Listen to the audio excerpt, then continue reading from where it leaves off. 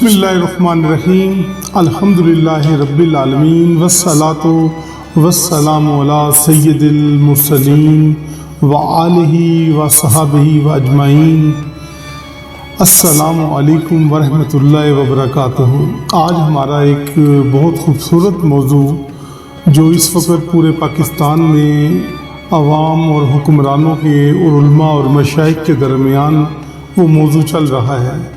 وہ موضوع کیا ہے کہ پاکستان کے دارالحکومت اسلام آباد میں حکومت پاکستان نے ایک مندر بنانے کی اجازت دی اور پھر اس مندر کا نقشہ اور زمین کی الاٹمنٹ انہیں فری دی اور ساتھ بیت المال میں سے 10 کروڑ روپے کی اماؤنٹ بھی انہیں دی گئی کہ وہ وہاں پر مندر بنا لیں۔ اب سارا دن یہاں پہ مریدین آتے ہیں، کوئی بیمار ہے، کوئی پریشان حال ہے، کہیں میاں بیوی کا مسئلہ ہے، اور اسی طرح یہاں پر کچھ احباب ایسے آتے ہیں جو شریعت کے مطابق کوئی سوال پوچھتے ہیں اور کہتے ہیں پیر صاحب آپ ہمیں ان معاملات کے ساتھ ساتھ اس مسئلے کا بھی بتائیں کہ یہ اس وقت جو پاکستان میں جو اس وقت ہلچل مچ گئی ہے کہ جو اس وقت حالات ہیں، ان حالات کے پیش نظر کہ ہم کورونا کی وجہ سے پریشان ہیں، ملک میں اور دنیا میں کورونا ایک عذاب کی صورت میں نازل ہوا پڑا ہے۔ بہت سے احباب آتے ہیں، یہ مندر کے سلسلے میں سوالات ہم سے کرتے ہیں جو ہم ولیوں کی اولاد ہیں۔ میری امجد حضرت پیر سید فضل شاہ ولی رحمۃ اللہ علیہ جو کہ 200 سال پہلے، 2 صدیاں پہلے نواں کوٹ کے علاقے لاہور میں ملتان روڈ پر یہ نواں کوٹ واقعہ ہے، وہاں پر ہوئے۔ اور وہ دور ایسا تھا کہ جب کوئی ہندوستان یا پاکستان علیحدہ نہیں تھا، ایک ہی وہ ملک تھا اور اس میں سب قومیں، تمام مذاہب اکٹھے رہتے تھے۔ اس میں عیسائی تھے، ہندو تھے، سکھ تھے، پارسی تھے، مسلمان تھے، سب مل جل کر ایک دوسرے کے ساتھ رہتے تھے۔ لیکن ہمارا سچا مذہب اسلام ہے، ہم ہر کسی سے محبت کرتے ہیں، وہ پر انسانیت کے ناطے ہر مسلک اور مذہب سے پہلے انسان سے ایک رشتہ محبت کا ہوتا ہے، انسانیت کا ہوتا ہے۔ اب ہم خود بھی جاتے ہیں مندروں میں، اپنے سچے رب اور اس کے رسول صلی اللہ علیہ وآلہ وسلم کا ذکر کرتے ہیں۔ اللہ کے ولیوں نے، حضرت پیر سید فضل شاہ ولی رحمۃ اللہ علیہ نے جو 7 سال کی عمر میں حافظ قرآن تھے، 12 سال کی عمر میں قرآن پاک اپنے ہاتھ سے لکھا اور بہت سی کتابیں لکھیں جو اسلام اور دین سے متعلقہ تھیں، اور جب غیر مسلم ان کتابوں کو پڑھتے تھے تو آ کر کہتے تھے بابا جی فضل شاہ ولی رحمۃ اللہ علیہ سے کہ سرکار ہمیں کلمہ پڑھائیں، اپنے ہاتھ پر بیعت کریں، ہم نے یہ واقعہ قرآن کا پڑھا جو آپ نے پنجابی میں اپنی اس کتاب میں لکھا۔ اور کتاب کو کوئی دینی اور اسلامی نام نہیں دیتے تھے اللہ کے ولی، تاکہ وہ پوری انسانیت کے لیے ایک سبق بن سکے، وہ فقط ایک مسلمانوں کے لیے محدود نہ ہو جائے۔ اللہ کے ولی جتنے دیکھیں گے آپ، کہیں حضرت پیر سید وارث شاہ سرکار ہیں، میاں محمد بخش صاحب ہیں، بلے شاہ سرکار ہیں، سلطان العارفین ہیں، اور بہت سے اللہ کے ولی جنہوں نے عام فہم میں کتابوں کے نام رکھے اور عام فہم بات کی کہ اسے ہر مذہب پڑھ سکے۔ تو اسی لیے اللہ کے ولیوں کے ہاتھوں پہ لاکھوں لوگ مسلمان ہوئے۔ حضرت خواجہ سید معین الدین چشتی اجمیری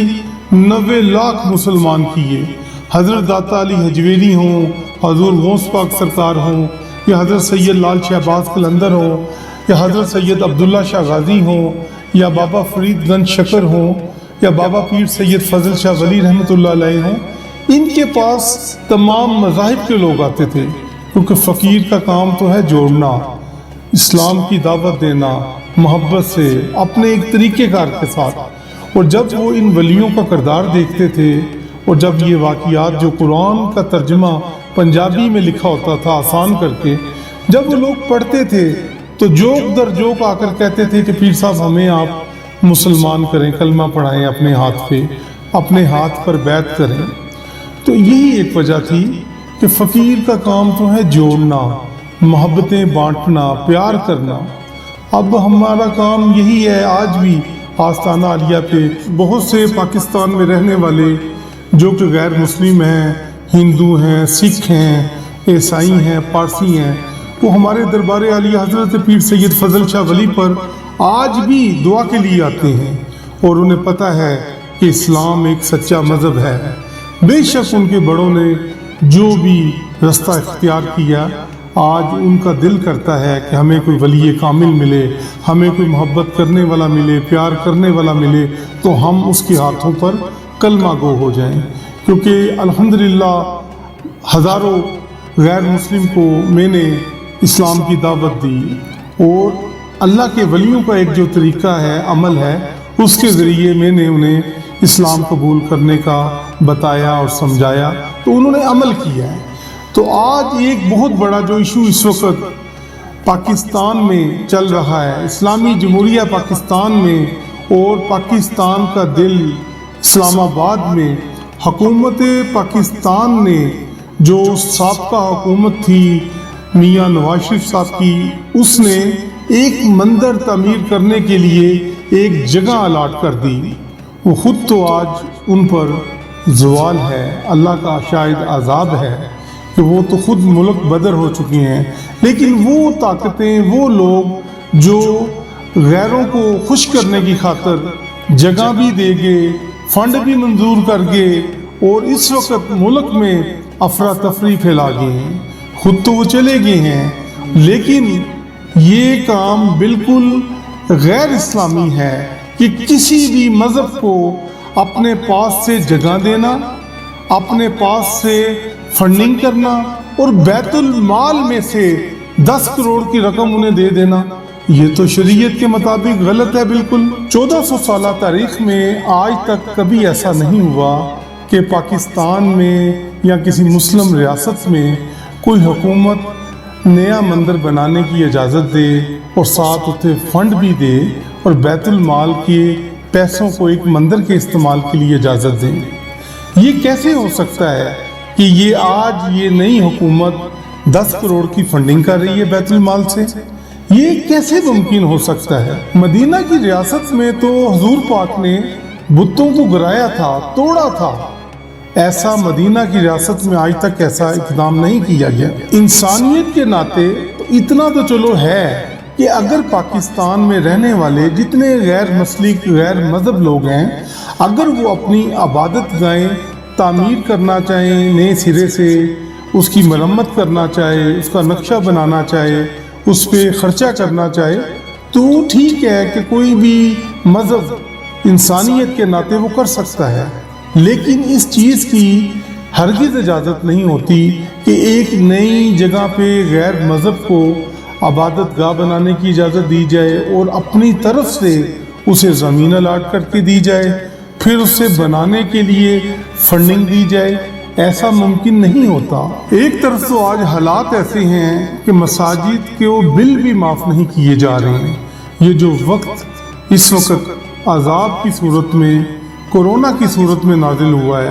حالات اس وقت اتنے ملک میں خراب ہیں کہ لوگوں کے پاس مساجد کا بل دینے کے پیسے نہیں ہیں، اور دوسری طرف حکومت زمینیں بھی الاٹ کر رہی ہے، نیا مندر بنانے کی بھی تجویز دے رہی ہیں، اور ساتھ اپنے 10 کروڑ کی اماؤنٹ بھی دے رہی ہیں کہ اسے وہ تعمیر کر لیں۔ اصل ظلم تو یہ ہے کہ آپ بیت المال سے مندر بنوا کے دے رہے ہیں، جبکہ شریعت میں یہ بات جائز ہی نہیں ہے۔ ایک طرف تو آپ ریاست مدینہ کا نام لیتے ہیں اور دوسری طرف ریاست مدینہ کے خزانے سے مال دے کر مندر بنوا رہے ہیں۔ ریاست مدینہ کا لفظ تو پڑھا گیا ہے، لیکن ریاست مدینہ کو سمجھا نہیں گیا۔ اسے سمجھنے کے لیے کسی اللہ والے سے، کسی درویش سے، کسی فقیر سے پوچھو کہ ریاست مدینہ کا مطلب کیا ہوتا ہے۔ ایک طرف تو آج کشمیر میں میری وہ مائیں، بہنیں، بیٹیاں پس رہی ہیں، ان پر جو مظالم ہو رہے ہیں، ظلم کیا جا رہا ہے ہندوستان کی طرف سے، ہم وہ پہلے کیسے برداشت کر رہے ہیں آپ سوچ بھی نہیں سکتے۔ اور دوسری طرف کوئی قومی غیرت بھی کوئی چیز ہے، خود مختاری بھی کوئی چیز ہوتی ہے؟ میں یہ سمجھتا ہوں کہ حکمرانوں کو اس سے توبہ کرنی چاہیے، اللہ کا عذاب آئے گا۔ اسلامی جمہوریہ پاکستان کے بیت المال سے مندر بنانا، اس کا معنی ہے کہ شرک کرنا۔ قرآن شرک مٹانے آیا تھا اور ریاست مدینہ کے سربراہ حضور حضرت محمد صلی اللہ علیہ وآلہ وسلم نے تو شرک مٹایا ہے۔ ہم کہتے ہیں کہ پاکستان میں جو غیر مسلم ہیں، پارسی ہیں، سکھ ہیں، عیسائی ہیں، ہندو ہیں، وہ اپنی عبادت گاہیں بنائیں، انہیں مرمت کروائیں، لیکن اپنے خود کے اخراجات سے۔ جیسے کہ ہم مسلمان مساجد میں تمام اخراجات کا خود سے انتظام کرتے ہیں، یہ بہت بڑا ظلم ہے، یہ بہت بڑی زیادتی ہے۔ حکومت کو فوری طور پر اس پر توجہ کرنی چاہیے اور توبہ کرنی چاہیے، اور جو پاکستان میں پہلے مندر بنے ہوئے ہیں انہی کی توسیع یا مرمت کی صرف اجازت دینی چاہیے، اور ان لوگوں کو بلکہ اسلام کی طرف دعوت ہمیں دینی چاہیے۔ ہم اپنے چاہنے والے، دیکھنے والے، سننے والوں کو یہی ایک آج کا پیغام دیتے ہیں کہ ٹھیک ہے، ہم انسانیت سے محبت کرتے ہیں، انسان کوئی بھی ہو، کسی بھی مسلک، کسی بھی مذہب سے اس کا تعلق ہو، ہم انسانیت کے ناطے اس کی عزت کرتے ہیں، اس کا احترام کرتے ہیں، لیکن اس طرح نہیں ممکن کہ ہم پاکستان، اسلامی جمہوریہ پاکستان میں کسی غیر مسلم کو کوئی نئی عبادت گاہیں بنانے کی اجازت دیں۔ ہاں، جو ان کی عبادت گاہیں ہیں ان میں رہ کر وہ اسی سے اوپر ہی کام کریں تو بہتر ہوگا۔